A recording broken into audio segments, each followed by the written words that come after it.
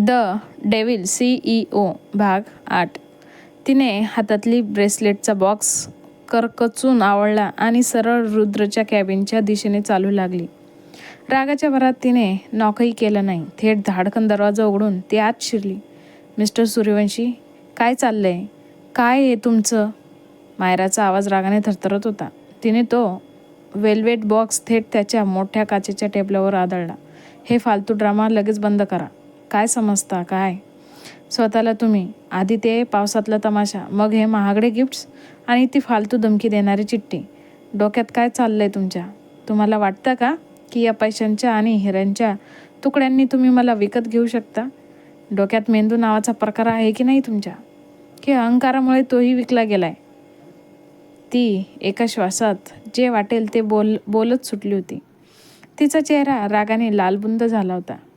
पण रुद्रच्या चेहऱ्यावर रागाचा लवलेशही नव्हता. तो आपल्या रिव्हॉल्विंग चेअरवरून अतिशय शांतपणे उठला.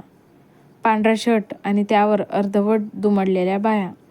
त्याच्या डोळ्यात एक वेगळीच नशा आणि चेहऱ्यावर एक अत्यंत मंद रोमॅन्टिक हसू होतं. तो मायराच्या आरडाओरड्याकडे असा पाहत होता जणू काही ती त्याच्यावर रागवत नसून त्याच्यासाठी कोणतं तरी गोड गाणं गात आहे. रुद्रने एकही शब्द न बोलता टेबल ओलांडून तिच्या दिशेने पावलं टाकली. मायराचा पारा अजूनच चढला. मी तुमच्याशी बोलते मिस्टर सूर्यवंशी. उत्तर द्या मला. हे असले प्रकार करून तुम्ही मला इम्प्रेस करू शकत नाही, समजलं ना? मला तुमची ही फालतू सहानुभूती आणि हे बनावट प्रेम. तिचं वाक्य पूर्ण व्हायच्या आतच रुद्र अगदी त्याच्यासमोर येऊन उभा राहिला. त्याच्या शरीरातून येणाऱ्या तो महागड्या परफ्यूमचा दरवळ आणि त्याची ती भारलेली नजर मायराच्या चेहऱ्यावर खिळली. त्याने अचानक आपला एक हात पुढे केला आणि मायराच्या कमरेभोवती हलकेच वेढून तिला स्वतःच्या अगदी जवळ खेचलं. मायराचा श्वास एका क्षणात अडकला. तिचा पुढचा शब्द तिच्या घशातच जिरला. रुद्र तिच्या चेहऱ्यावर किंचित झुकला. त्याच्या ओठांमधून येणारा उष्ण श्वास मायराच्या गालांना स्पर्श करत होता. अतिशय हळुवार मखमली आवाजात तो तिच्या कानाजवळ कुजबुजला.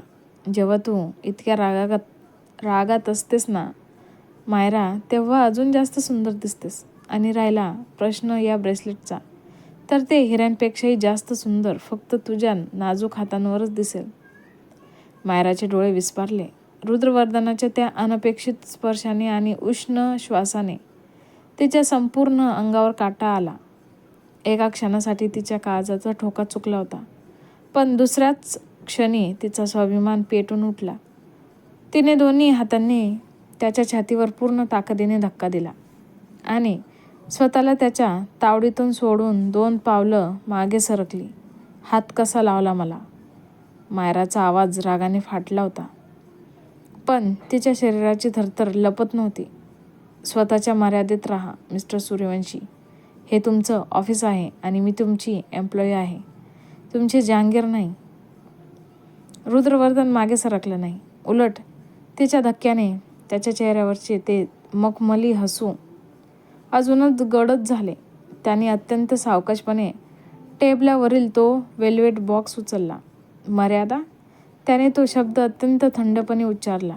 मायरा, रुद्रवर्धन सूर्यवंशी स्वतःच्या मर्यादा स्वतः ठरवतो आणि तू फक्त माझी एम्प्लॉय कधीच नव्हतीस. त्याने बॉक्समधून ते हिऱ्याचे ब्रेसलेट बाहेर काढले. त्याची ती चमक मायराच्या डोळ्यात खुपत होती. रुद्रवर्धन तिच्या दिशेने पुन्हा एक पाऊल पुढे सरकला. मायरा मागे हटणार तेवढ्यात तिच्या पाठीला मागच्या भिंतींचा थंड स्पर्श जाणवला. आता मागे जायला जागाच उरली नव्हती. हे नाटक थांबवा मिस्टर सूर्यवंशी. मायराच्या आवाजात आता रागासोबत एक अनाम भीती मिसळलेली होती.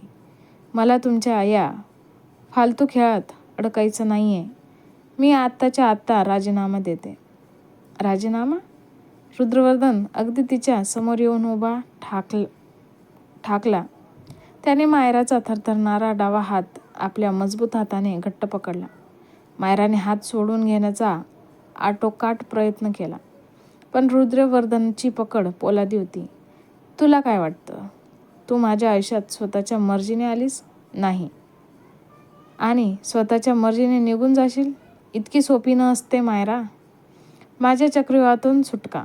रुद्रवर्धनने अत्यंत हळुवारपणे ते थंड चकचकाकीत ब्रेसलेट तिच्या मनगटावर बांधले. त्याचा अंगठा तिच्या नाजूक त्वचेला स्पर्श करत होता. मायराचा श्वास रोखला गेला होता. रुद्रवर्धनने तिची स्वतःची नजर स्वतःच्या भेदक डोळ्यांत अडकवली.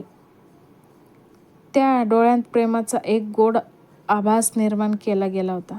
पण त्या खालची सुडाची एक भयान थंड आग धगधगत होती. संध्याकाळी 7 वाजता रुद्रवर्धन तिच्या चेहऱ्याजवळ झुकला. त्याचा आवाज आता अधिक गंभीर आणि जबरेचा झाला होता. माझी गाडी तुझ्या घराखाली उभी असेल. तू तयार असशील याची मला खात्री आहे. कारण जर तू खाली आली नाहीस तर मला स्वतः वर येऊन तुला कसं घेऊन जायचंय हे चांगलंच ठाऊक आहे. रुद्रवर्धनने तिचा हात सोडला आणि तो शांतपणे मागे वळला. तो अत्यंत बेफिक्रीपणे आपल्या खुर्चीवर जाऊन बसला. जणू काहीच झालं नाही. मायराने आपल्या मनगटावरील त्या हिऱ्यांच्या ब्रेसलेटकडे पाहिले. ते एखाद्या दागिन्यासारखं नाही तर तिच्या हातावर अडकलेल्या एका नाजूक पण विषारी बेडीसारखं वाटत होतं. रुद्रवर्धन प्रेमाच्या नावाखाली तिच्यासाठी एक खोल दरी खोदत होता आणि त्या जाळ्यात न अडकण्याचा तिने मनोमन निर्धार केला होता. कसा वाटला आजचा भाग कमेंट करून नक्की सांगा आणि पुढच्या भागासाठी लाईक, शेअर, सबस्क्राईब करायला विसरू नका. धन्यवाद.